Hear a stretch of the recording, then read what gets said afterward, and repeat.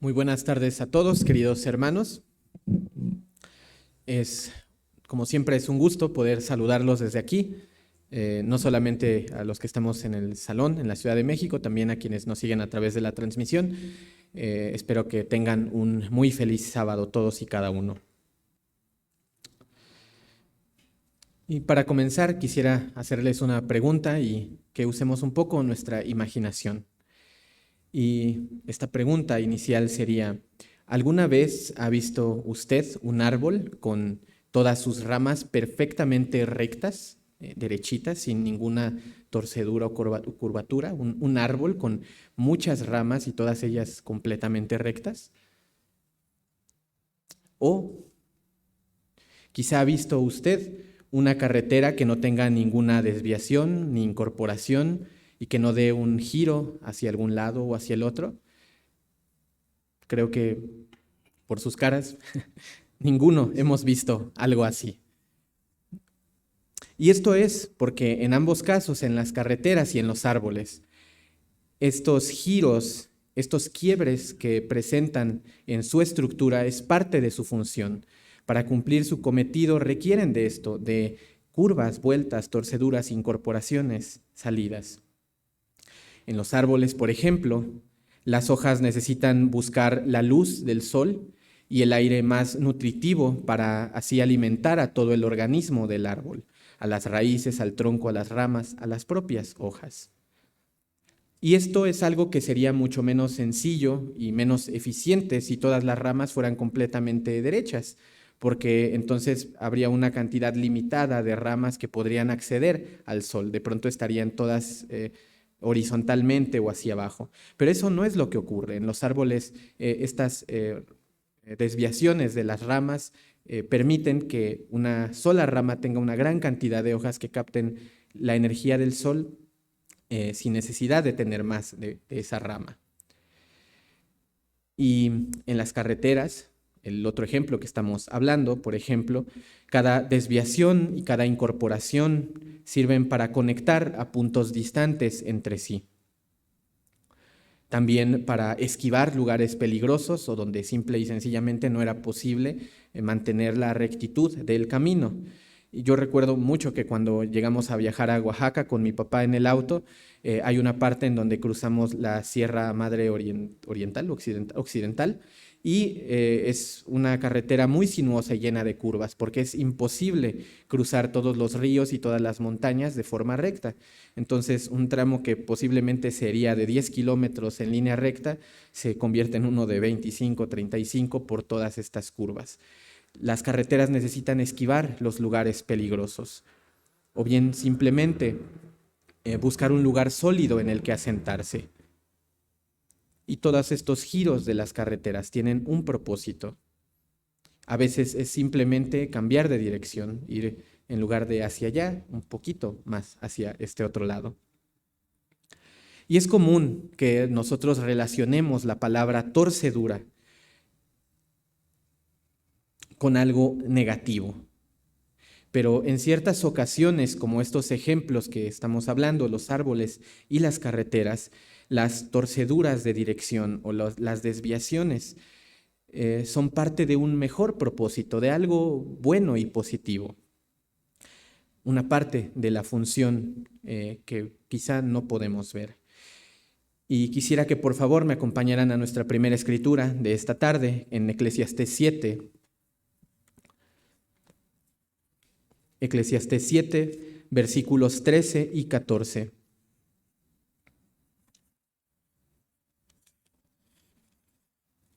Eclesiastés 7, 13 al 14.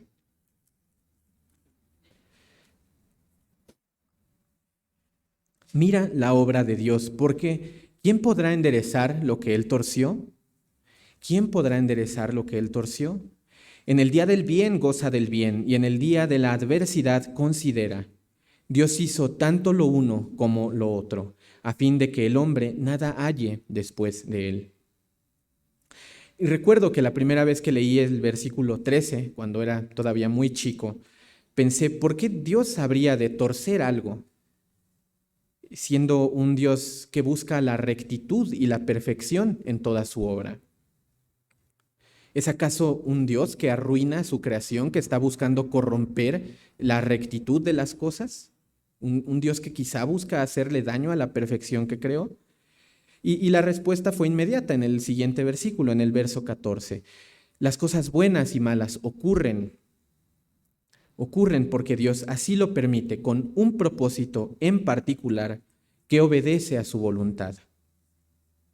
Un propósito que muchas veces se escapa de nuestra comprensión. Hoy quisiera hablar acerca de justamente este tema que es tan importante, no sobre la naturaleza de las cosas buenas y las cosas malas, sino más bien sobre cómo Dios cumple su propósito y su voluntad en nosotros, en los buenos momentos y también en los malos momentos. Y cómo a veces, torciendo nuestro camino, desviando el camino por el que vamos, nos acerca poco a poco a la meta, a esa gloria que tiene para nosotros. Todo esto siempre y cuando nosotros hagamos nuestra parte. El título del mensaje, si desean anotarlo, es ¿quién podrá enderezar lo que él torció? ¿Quién podrá enderezar lo que él torció? Y vamos a comenzar tratando de desmenuzar esta pregunta que hizo Salomón. ¿Quién podrá enderezar lo que él torció? El predicador, con toda la sabiduría que recibió de parte de Dios de forma sobrenatural, estaba comprendiendo en esta parte de su vida, cuando él ya era un hombre mayor, que había visto frustrados muchas de sus ilusiones de ver al pueblo prosperar en gracia con Dios, que había cosas que estaban fuera de su comprensión, pese a ser muy estudioso y muy dedicado de aprender acerca de la creación de Dios y de la palabra de Dios. Hay cosas que están fuera de nuestra comprensión. Y no solamente entendía esto, que había cosas que no podía comprender, sino que también estaba entendiendo que había otras cosas que estaban fuera de su dominio, fuera del control de sus manos. Porque aún con todos los talentos que Dios le ha dado al hombre, hay cosas que siempre van a estar fuera de nuestro control. La pregunta podemos cambiarla un poco y pensar, ¿podremos con nuestras limitadas capacidades humanas compararnos al gran poder que tiene Dios? ¿Podemos hacer esto, comparar nuestras habilidades con las de Dios? Pues claro que no, claro que no. Y creo que a nadie nos atreveríamos a decir que podemos compararnos con Dios. Y esto fue algo que Job comprendió muy a la mala cuando Dios se manifestó ante él para recordarle justamente cuál era su papel frente al Creador. Un hombre con apenas un poco de dominio de sí mismo. Eso era todo lo que hacía diferente a Job de los demás hombres, que tenía un poquito más de control sobre sí mismo que las demás personas que lo rodeaban. Esto no era nada comparable al enorme poder y justicia y dominio de Dios sobre toda su creación y cada aspecto de ella. Las cosas buenas y malas de las que nos habla Salomón, nosotros las juzgamos desde esta perspectiva limitada que tenía Job y que tenemos todos y cada uno de nosotros. Una perspectiva que está guiada por nuestros sentidos físicos, por lo que olemos, por lo que vemos, por lo que escuchamos, por lo que sentimos en nuestra carne. Pero claramente eso no es todo lo que existe y esa es la razón por la que estamos todos y cada uno de nosotros aquí. Los cristianos, somos seres humanos, desde luego. Vivimos en este mundo material en donde estamos expuestos a enfermedades, a ataques de otras personas, también a accidentes climatológicos o accidentes del día a día. Cosas que pueden desencadenar incluso nuestra muerte de forma inesperada. Pero eso no es todo lo que conocemos y de hecho el apóstol Pablo explica muy bien en Romanos 14, si gustan acompañarme hacia allá. Pablo nos explica aquí en Romanos 14 que hay otras cosas que mirar y otras cosas a las que aspirar también. Romanos 14, versículos 17 y 18. Romanos 14, 17 y 18. Porque el reino de Dios no es comida ni bebida, sino justicia, paz y gozo en el Espíritu Santo. Porque el que en esto sirve a Cristo agrada a Dios y es aprobado por los hombres. Así que sigamos lo que contribuye a la paz y a la mutua edificación. La mirada del cristiano convertido al menos, está siempre puesta en el reino de Dios.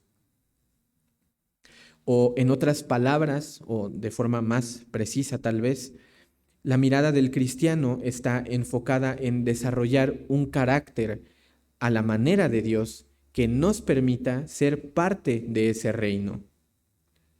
Es decir, que no solamente nos fijamos en lo que nos rodea en este mundo material y en lo que llama nuestra atención y en las dificultades de nuestra vida cotidiana o lo que necesitamos para cubrir nuestras necesidades.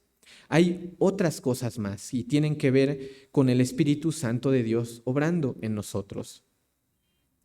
Podríamos decir que entonces que no solamente vamos a contar para nuestra vida como cristianos, con nuestros sentidos físicos, con nuestra vista, nuestro olfato, nuestro sentido de orientación. Contamos también con un sentido espiritual, que es lo que nos permite acercarnos a Dios. Y justamente un par de semanas atrás, en el estudio bíblico que se dio desde Chile, se nos hablaba acerca de esto, de cómo el Espíritu Santo nos presenta a Dios, cómo nos acerca a Dios, nos permite conocerlo. Y les pido que me acompañen ahora a Primera de Corintios 2. Primera de Corintios 2, versículos 14 al 16, donde el mismo apóstol Pablo ahonda un poco sobre esto. Primera de Corintios 2, versos 14 al 16. Pero el hombre natural no percibe las cosas que son del Espíritu de Dios, porque para él son locura y no las puede entender, porque se han de discernir espiritualmente. En cambio, el hombre espiritual juzga todas las cosas, pero él no es juzgado de nadie. Porque ¿quién conoció la mente del Señor? ¿Quién le instruirá? Mas nosotros tenemos la mente de Cristo. Pablo nos está diciendo que el hombre espiritual tiene la capacidad de discernir las cosas por sus cualidades espirituales. Y esto va a sonar muy obvio, creo que lo escuchamos prácticamente cada sábado. Pero el punto de esto es que un hombre espiritual tiene un sentido espiritual que le permite diferenciar lo que es espiritualmente sano de lo que es espiritualmente inmundo. Y también que hay cosas que son espiritualmente intrascendentes, que ni nos edifican ni nos destruyen por sí mismas. Son cosas que simplemente están ahí, que uno puede hacer y no edifican ni destruyen. Y volviendo a este asunto de la pregunta que hacía Salomón, ¿quién podrá enderezar? Cuando hablamos de los tiempos buenos y de los tiempos malos, y cómo estos pueden forjar nuestro carácter, es importante discernir no solamente con nuestros sentidos físicos, sino también con el sentido espiritual. ¿Cuál es el uso que va a tener esa situación? Porque dependiendo de cómo juzguemos eso que nos ocurre, vamos a tener aprendizajes diferentes de esta misma situación.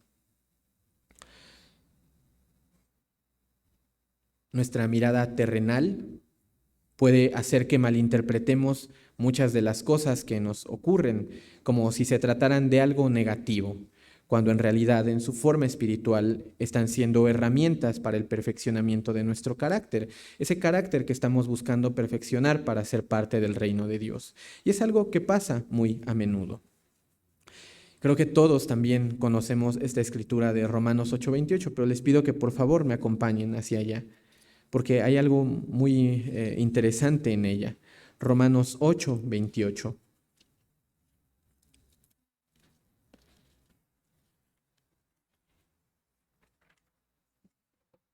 Romanos 8:28. Tiene mucho que ver con esto que estamos hablando acerca de los buenos tiempos y los malos tiempos, y cómo esto nos permite aprender cosas nuevas. Y sabemos que a los que aman a Dios todas las cosas les ayudan a bien, Esto es, a los que conforme a su propósito son llamados. Todos conocemos esta escritura, creo que tal vez la sabemos de memoria, de tanto que la escuchamos, pero muchas veces no tenemos muy claro el enorme alcance que tienen estas palabras para nuestro desarrollo espiritual. Porque aunque suena bien sencillo lo que está escrito aquí, no lo es para nada. Y vamos a hacer un par de preguntas de nuevo. ¿Qué quiere decir esto de a los que aman a Dios, los que a su propósito son llamados? Y hago esta pregunta porque es muy fácil pensar que todos y cada uno de nosotros amamos a Dios y que todos los que estamos aquí somos llamados a su propósito, porque eso es lo que es más fácil de creer, que todos entramos en esta bolsa. ¿Cómo podemos decir que amamos a Dios? ¿Cómo podemos saber que estamos siendo llamados a su propósito? ¿Usted se atrevería a dar una respuesta a esto y decir, sí, yo amo a Dios y sí, yo soy llamado a su propósito? ¿Soy ambas cosas a la vez en este momento de mi vida? Y esta es la parte quizá más desafiante de la vida cristiana y también la más importante de esta escritura en particular, porque implica que tenemos que comprender de forma muy precisa y estar muy bien centrados en qué es lo que Dios desea de nosotros a través de las pruebas. ¿Cómo podemos saber si realmente todas las cosas que estamos viviendo nos están sirviendo para bien? Y vamos a tratar de aclarar esto un poco. Dios puede ir llevando nuestras vidas a través de un montón de pruebas a lo largo de muchos años, de todos los años de nuestra vida. Esto para acercarnos a este carácter perfecto que tiene Él. Puede hacerlo a través de pruebas en nuestro cuerpo, en nuestra mente, en nuestro corazón, exactamente igual que lo hizo con Job. Puede incluso llegar a probar nuestra fe. Pero superar estas pruebas físicas no es todo el trabajo a considerar para decir que hubo un aprendizaje espiritual. O dicho de modo más sencillo, sobrevivir a las pruebas no nos garantiza haber aprendido todo lo que podíamos de esa prueba. Y vamos a usar este ejemplo de Job, porque aunque él estuvo resistiendo todos estos ataques del adversario cuando murieron sus hijos, perdió su fortuna, se vio afectado en su cuerpo, él desarrolló toda esta resistencia física. No murió por esto, pero la lección estaba más allá de la resistencia de su cuerpo y de su mente y de su corazón. Y les pido que por favor vayan conmigo a Job 42, que es el discurso final de Job. Job 42, versículos 1 al 6. Aquí Dios ya le había mostrado la gran diferencia que había entre su justicia y la justicia de Job.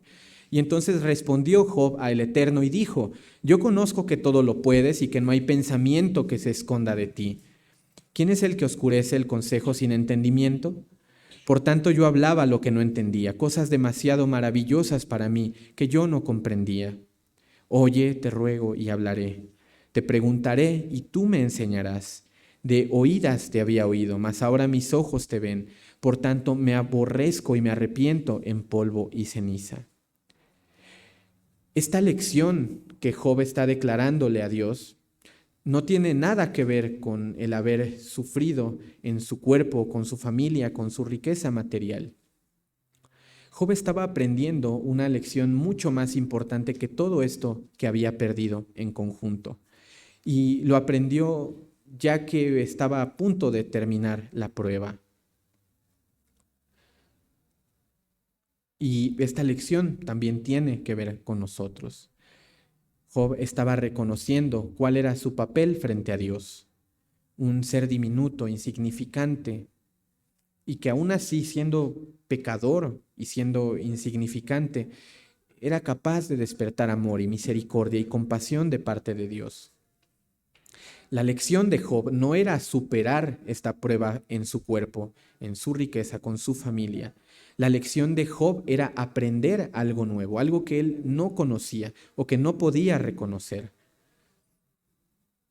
Y acerca de esto, Santiago nos explica cómo es este proceso. Santiago 1, 3 al 4, si gustan acompañarme, nos explica un poco de esto. Santiago 1, 3 al 4. Sabiendo que la prueba de vuestra fe produce paciencia, mas tenga la paciencia su obra completa, para que seáis perfectos y cabales, sin que os falte cosa alguna. Santiago nos está diciendo que la paciencia o la resistencia que desarrollamos con las pruebas no es el aprendizaje espiritual en sí. Es solamente una pequeña parte de esto. Y esto es lo que ocurre con Job, y es lo mismo que ocurre con nosotros. Podemos atravesar pruebas muy duras, podemos soportar estoicamente cualquier cantidad de dificultades, pero eso no nos garantiza estar aprendiendo realmente las lecciones espirituales que Dios desea mostrarnos en lo individual, porque Dios trabaja de forma individual con todos y cada uno de nosotros. Para que las pruebas que Dios nos envía tengan sentido, tenemos que ponerlas a la luz de su propósito. ¿Qué propósito? Ya lo vimos, el perfeccionamiento de nuestro carácter para ser hijos suyos en su reino. Hijos suyos que sean iguales a como Cristo fue.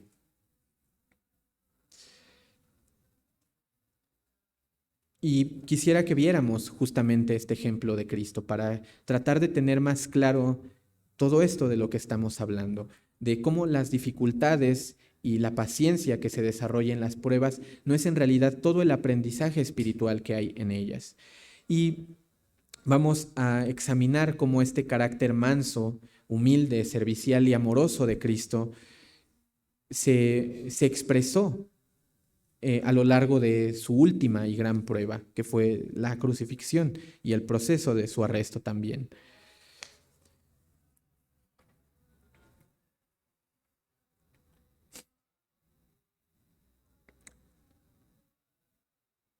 Les pido que por favor vayan conmigo entonces a Mateo 3.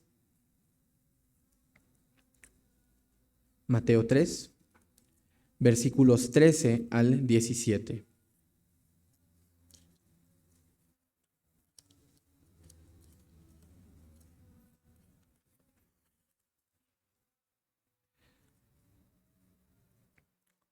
Y vamos a ver cómo fue que inició Cristo su ministerio, qué actitud tenía antes de comenzar con su ministerio, para que podamos ver que en cada tipo distinto de pruebas, en las más sencillas, pero también en las más duras, hay aprendizajes nuevos que debemos de ir aceptando.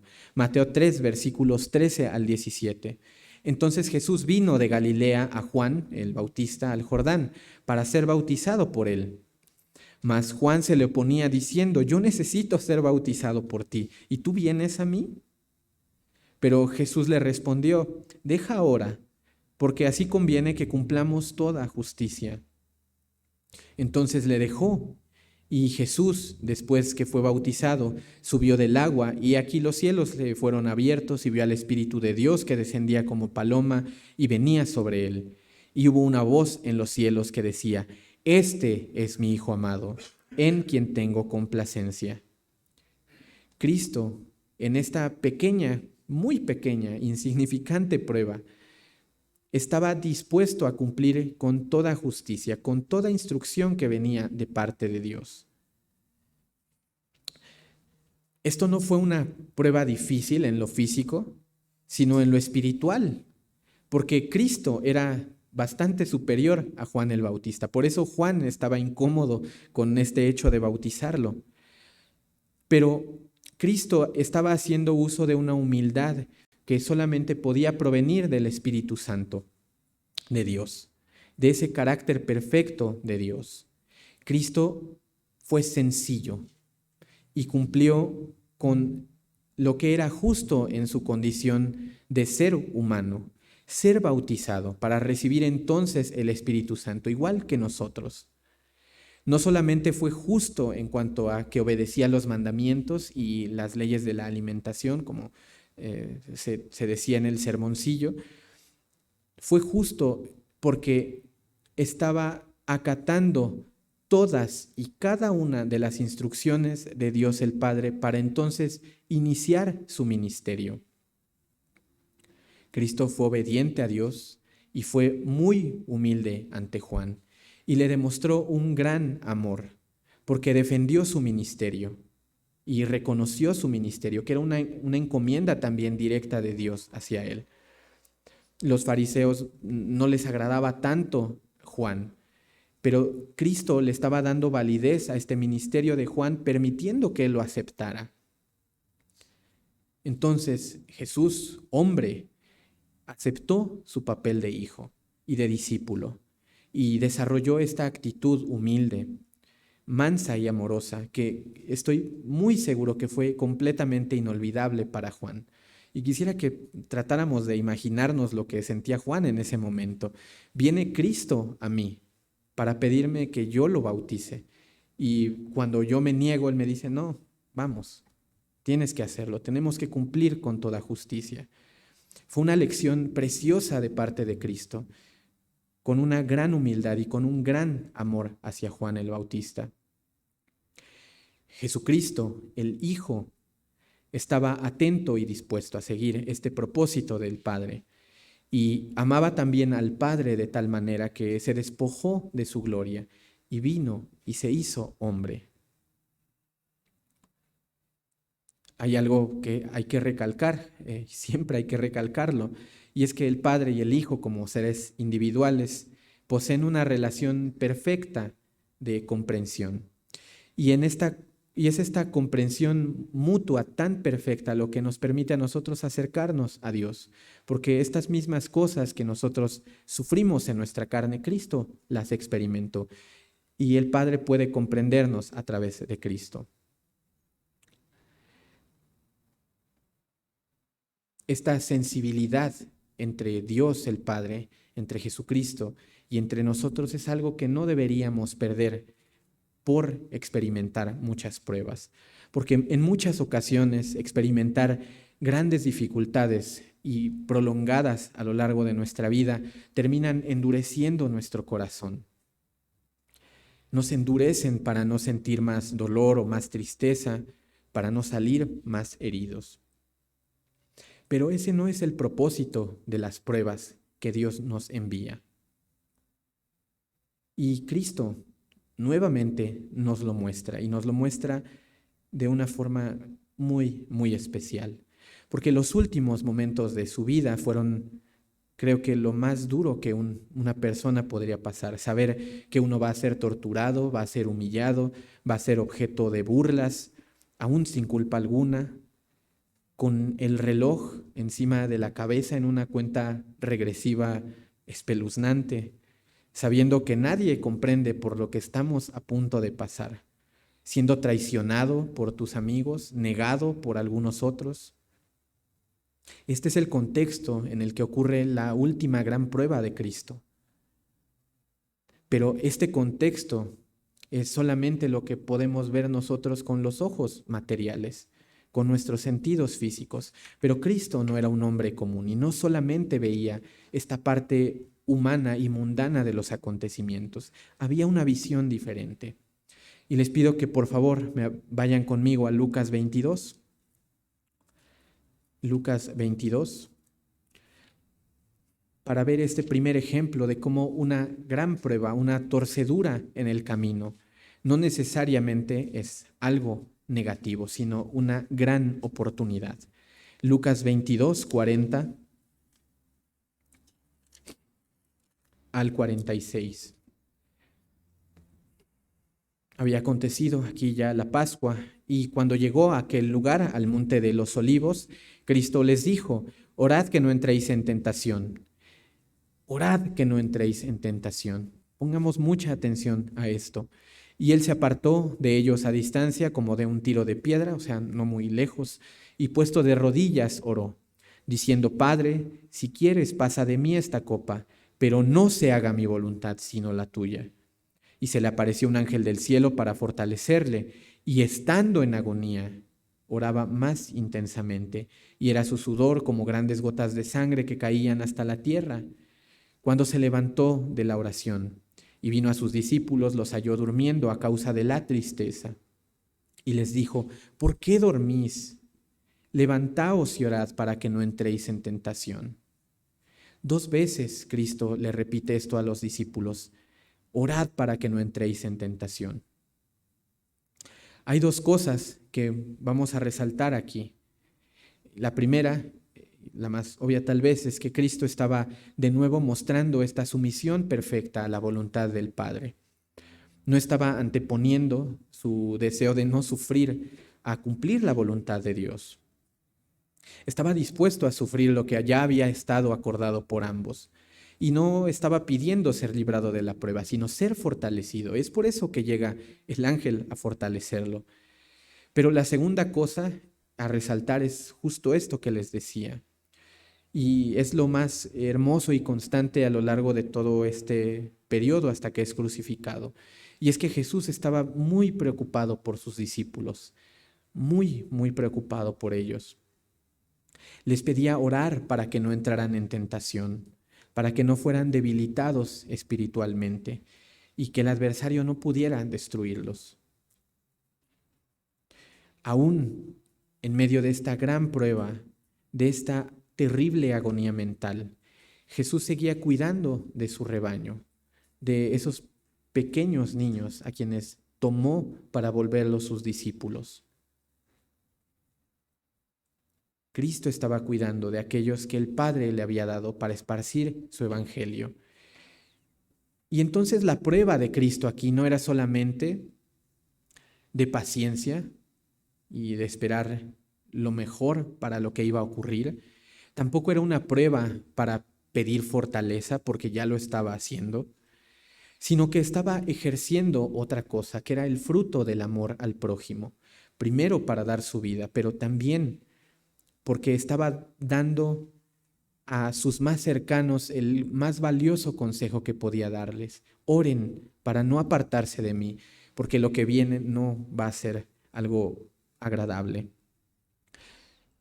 Cristo no murió solamente por nosotros que no lo conocimos, murió también por sus amigos, por su familia física, por todos los que pasaron sus días con Él. Y todo esto que Él hizo, orar a Dios, entregarse a Dios, pero también entregarle este regalo a sus discípulos, es algo para aprendizaje de nosotros.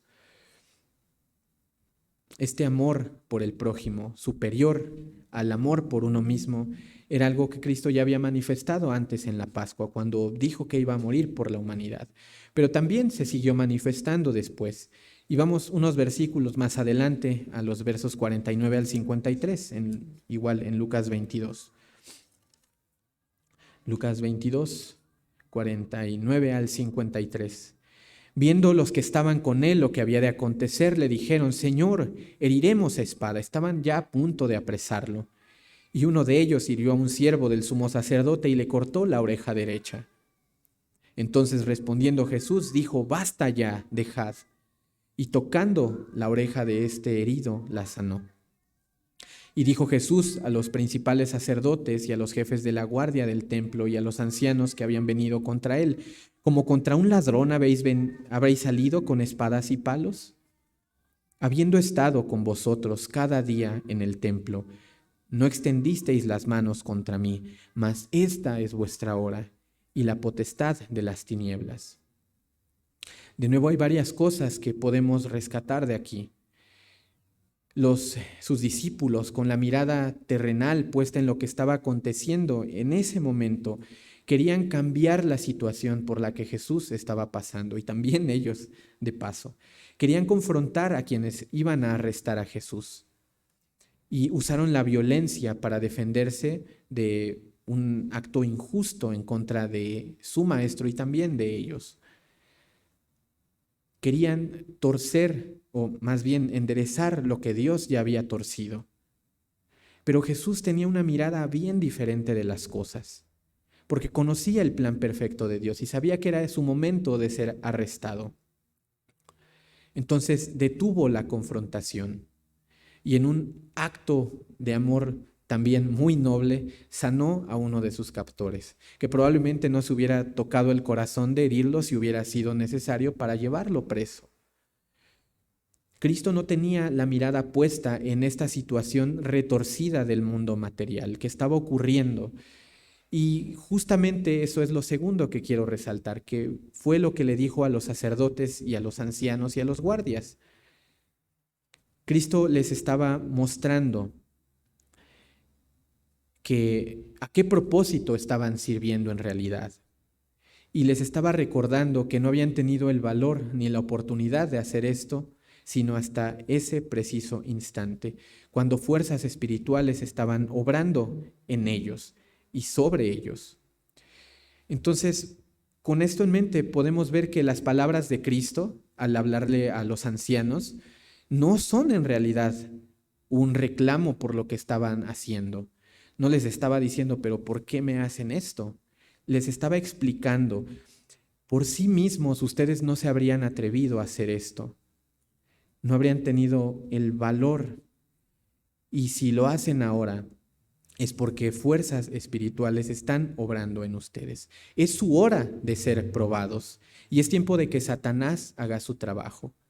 Cristo le estaba enseñando a los ancianos y a los sacerdotes que habían fuerzas espirituales trabajando ahí. No les reclamó por lo que pasaba en el mundo material, les estaba explicando lo que estaba pasando en el mundo espiritual. Y con esto Jesús no puso resistencia.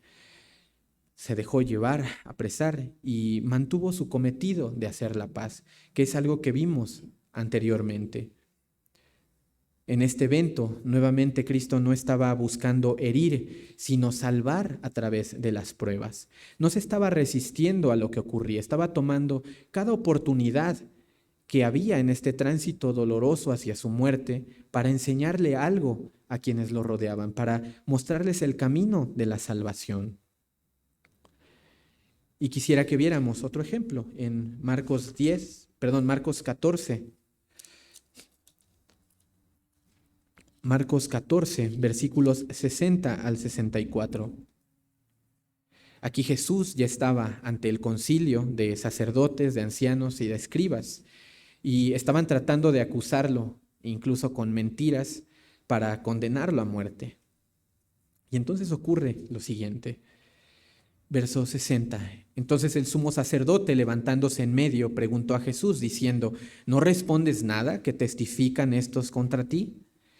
Mas él callaba y nada respondía. El sumo sacerdote le volvió a preguntar y le dijo, ¿eres tú el Cristo, el Hijo del bendito? Y Jesús le dijo, yo soy, y veréis al Hijo del hombre sentado a la diestra del poder de Dios y viniendo en las nubes del cielo. Entonces el sumo sacerdote, rasgando su vestidura, algo que estaba prohibido, dijo, ¿qué más necesidad tenemos de testigos? ¿Habéis oído la blasfemia? ¿Qué os parece? Y todos ellos le condenaron, declarándole ser digno de muerte. Esta cosa que estaba ocurriendo aquí nos recuerda a lo que pasó durante el momento de su aprehensión. En medio de una situación violenta en su contra, Jesús nunca negó su naturaleza ni la inclinación de su corazón por decir la verdad, por hacer las cosas que Dios le había encomendado. Y tampoco renegó de su origen ni de su papel, que fue algo que contrasta mucho con lo que ocurrió con Pedro, que terminó negándolo. Cristo conocía bien ya el destino que le esperaba. Y de nuevo, no estaba viendo con sus ojos físicos lo retorcido de lo que estaba ocurriendo. Y no estaba viendo el tiempo presente ni lo que le esperaba unas horas adelante. Y esta es la parte más impresionante de este fragmento, porque la elección de palabras de Cristo en este fragmento en particular nos muestra a nosotros qué era lo que Él estaba viendo, en qué estaba pensando Él estaba viéndose a sí mismo sentado a la diestra del Padre y estaba profetizando también cuando iba a venir por segunda vez a la tierra.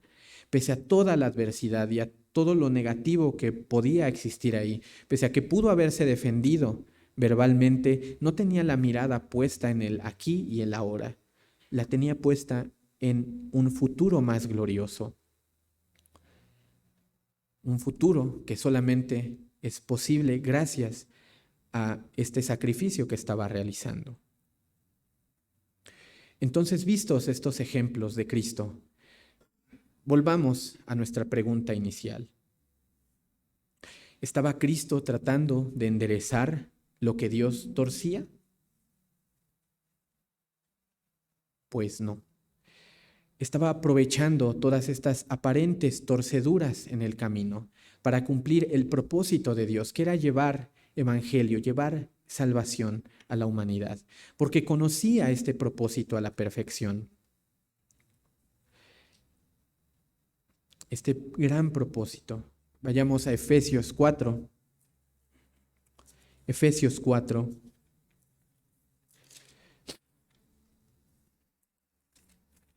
Versículos 11 al 16. Repasemos este propósito. Efesios 4, 11 al 16.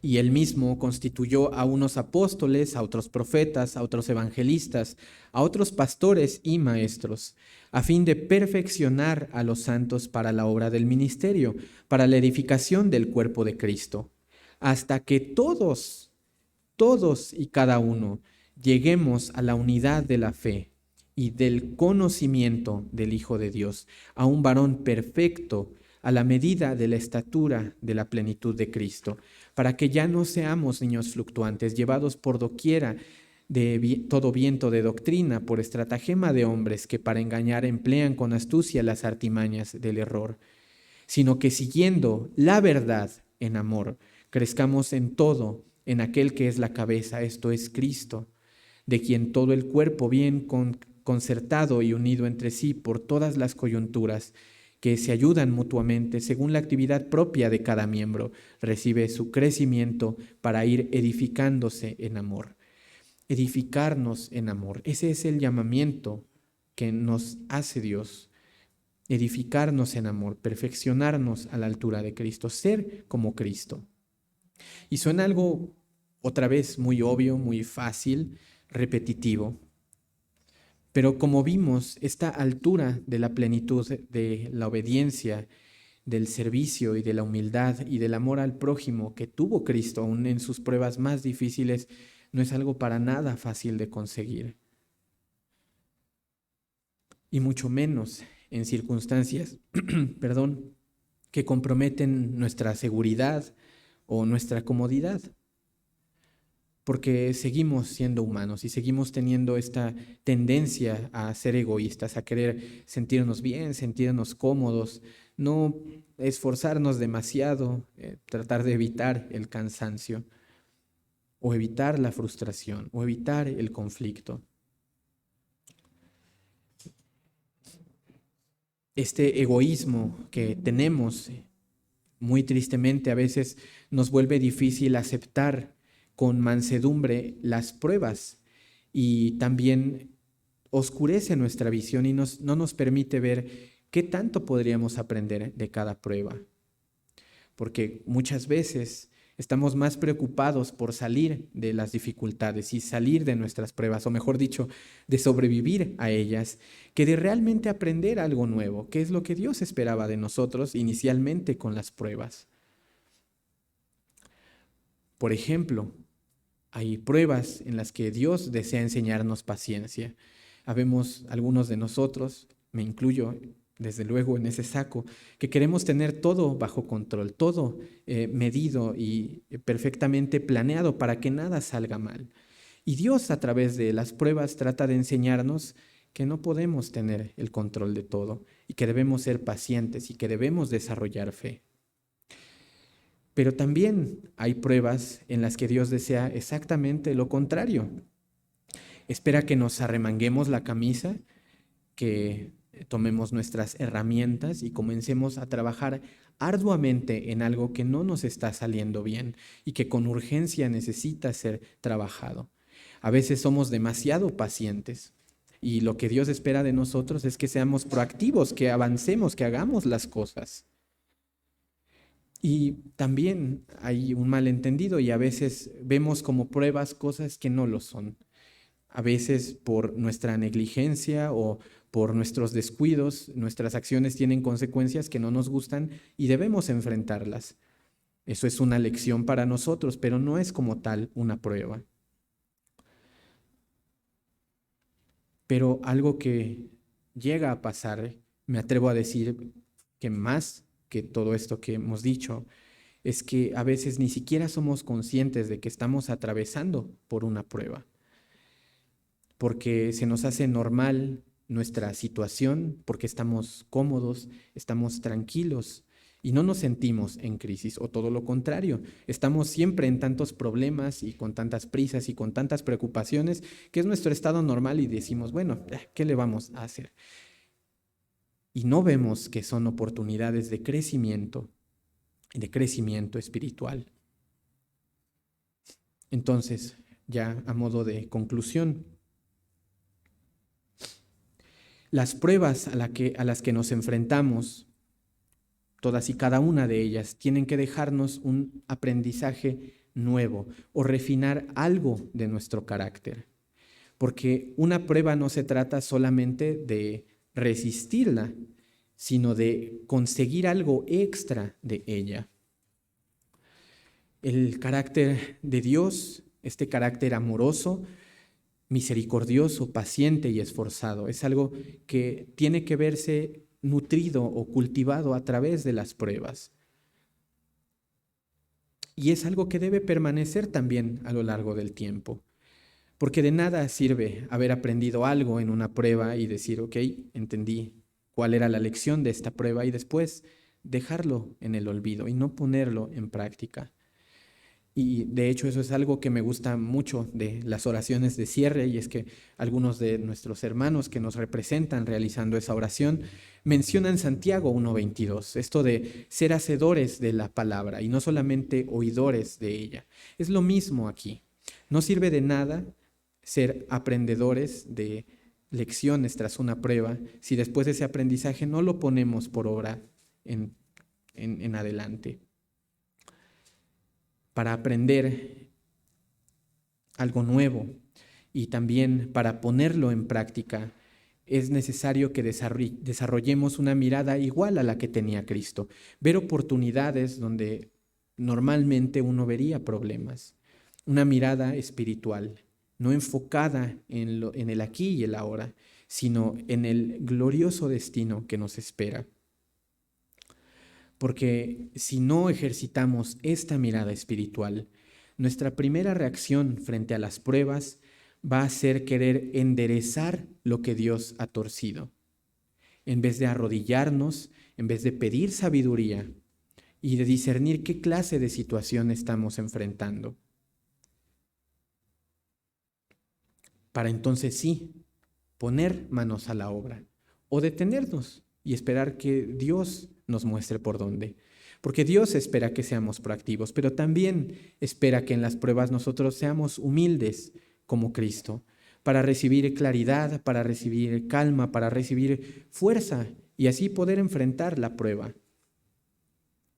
Como vimos, una prueba alcanza su máximo aprendizaje cuando Dios transforma algo dentro de nuestro corazón y a través de esa transformación nos acerca un poquito a la perfección de Cristo. Volviendo a la pregunta que le da título al mensaje, ¿quién podrá enderezar lo que él torció? Nadie, nadie podemos. Pero ¿para qué querríamos contender con Dios? ¿Para qué querríamos cambiar lo que Dios está cambiando? Cristo nos está enseñando, o nos enseñó también, que incluso en los más sombríos y los más desoladores escenarios, para empezar, nunca estamos solos, porque Dios nos consuela o nos fortalece a través de muchas maneras. A veces nos conforta y nos da sabiduría a través de nuestra familia terrenal, de nuestros padres, de nuestros hermanos, de un tío, de un primo muy querido, de nuestra familia física o también de nuestra familia espiritual. Y encontramos en una palabra de ánimo de un hermano algo que nos da fortaleza y nos empuja hacia adelante. Pero a veces también Dios nos acompaña o nos da esta tranquilidad a través de la oración, cuando nos arrodillamos y sentimos esa calma inexplicable de sentir menos peso en nuestros hombros. Porque nosotros, hermanos, que somos carne y sangre, queremos que todo funcione como la carne y la sangre, que nace, vive, se descompone, muere, pero eso no es lo que Cristo nos enseñó. Hay algo más, hay otra naturaleza de las cosas. Cristo nos enseñó que si anteponemos esta mirada y la voluntad de Dios a la nuestra, entonces solamente nos queda hacer nuestra parte de ejercitar nuestro carácter hasta que recibamos de Dios la promesa de la vida eterna y la salvación. Si dejamos que Dios nos perfeccione, si dejamos que Dios nos enseñe, si permitimos que nos ponga a prueba bajo fuego y bajo presión, que moldee nuestro carácter imperfecto, esta masa necia de carne que somos, y también si dejamos nuestro conformismo y nos detenemos de creer que ya somos salvos y que ya ganamos el galardón y que ya somos perfectos, si abandonamos estas ideas tan dañinas, entonces vamos a tener la oportunidad de crecer, porque si no nos quedamos estancados, tenemos que crecer, tenemos que seguir avanzando hacia la meta, porque tenemos una mejor promesa que lo que esté ocurriendo en esta tierra, una mejor promesa de lo que podemos imaginar.